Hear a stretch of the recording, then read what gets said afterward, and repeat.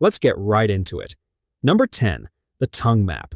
You've probably seen that chart showing how your tongue has different flavor zones. Sweet at the tip, bitter in the back, salty on the sides.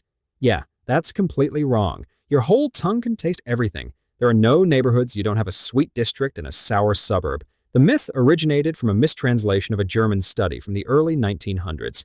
A scientist said some areas were slightly more sensitive. Someone else turned that into, your tongue is a flavor map. Congratulations, that's how pseudoscience gets tenure.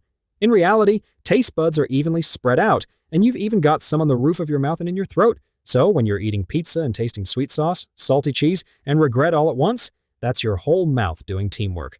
Your tongue isn't a map, it's an all-you-can-taste buffet. Number 9, the goldfish memory. Myth. Everyone says goldfish have a 3-second memory, which is convenient because that's about as long as people spend researching before repeating it. Scientists have trained goldfish to navigate mazes, push levers, and recognize faces. Yes, your fish knows it's you. They even remember things for months. Meanwhile, you forgot why you walked into this room. The myth probably started because it's funny to think of goldfish as little idiots, but they're actually smarter than people who still believe this. So, yeah, goldfish remember, you're not that special, Dave. Number 8, bats aren't blind. Blind as a bat, they said. Right, except bats can see just fine. Some species see better than humans in dim light. They also use echolocation, basically screaming into the void and listening for the echo. It's like sonar, except cooler, and it actually works. The phrase came from people seeing bats fly around at night and assuming blindness. Humans love assuming things. So next time you call someone blind as a bat, just remember, bats are doing precision flight in the dark while you can't find the bathroom light switch at 3 a.m. Number 7, chameleons don't change color to blend in. Chameleons don't change color to match their background. They change color to show mood, kind of like if your skin turned red every time you open Twitter. When they're calm, they're green or tan. When they're angry or flirting, they flash bright colors. Color change also helps them control body temperature, darker when cold, lighter when hot. So if a chameleon looks like your beige couch, that's coincidence, not camouflage. They're not hiding from predators. They're just vibing. They're more like reptilian mood rings than nature's ninjas, flashy, dramatic, and emotionally unstable. Number 6, Einstein didn't fail math. The Einstein failed math story is a motivational lie people use to make themselves feel better about flunking algebra. Einstein was doing calculus before puberty. He didn't fail math. Math failed him by being too easy. The myth started when someone misread his report card. In his school, a 1 was the best grade, not the worst. So technically, he aced math. When he heard the rumor, Einstein even said, "Before I was 15, I'd mastered differential and integral calculus." Translation: please stop using me as your excuse for not doing your homework. Number 5, shaving doesn't make hair grow thicker.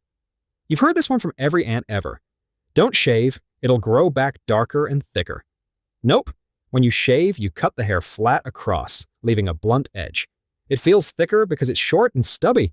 It's the same old hair, just with bad geometry. Scientists have tested this since the 1920s. The results are clear. Your razor can't alter your DNA. If shaving really made hair grow thicker, baldness would have been solved before Wi-Fi.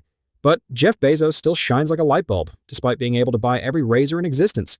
So, the next time someone says shaving makes it worse, remember, that's stubble propaganda. Number 4, cracking your knuckles doesn't cause arthritis. That pop? Not your bones grinding. It's just gas bubbles forming and collapsing in your joint fluid.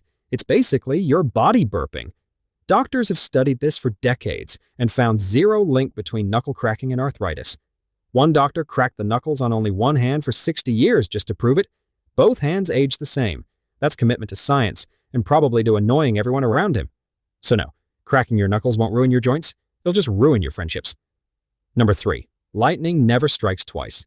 Sure, and the Empire State Building just gets coincidental static 25 times a year. Lightning absolutely hits the same spot over and over. It loves tall metal things. Skyscrapers, towers, golfers holding umbrellas, basically nature's hit-me signs.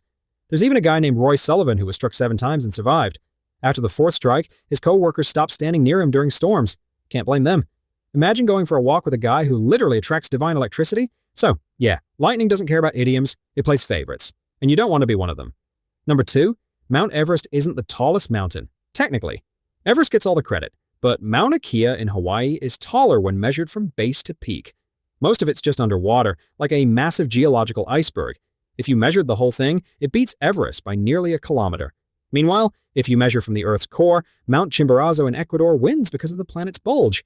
So yeah, Everest is tall, but only if you're playing by Everest's rules. It's basically the most popular mountain, not the tallest. Number 1. Napoleon wasn't short. Everyone says Napoleon was tiny. He wasn't. He was around 5 feet 6 inches or 5 feet 7 inches, which was average height at the time. The myth started because of different measuring systems and British propaganda. The British painted him as short because it made their enemies easier to laugh at. It worked. Centuries later, we still think of him as a grumpy toddler with an army. French soldiers actually called him the little corporal as a term of endearment, not a roast. But history decided to take it literally. So next time someone calls you short, remember Napoleon conquered most of Europe, then stand on a chair, for accuracy. That's all for today. If you believed any of these before watching, congratulations. You're normal. Humanity runs on bad information and confidence. But now you know better. Your tongue isn't a map. Your goldfish remembers your face. And Einstein didn't need your pity. I'll be back soon with more everyday lies we all fell for. Subscribe before your brain convinces you that watching educational videos counts as studying.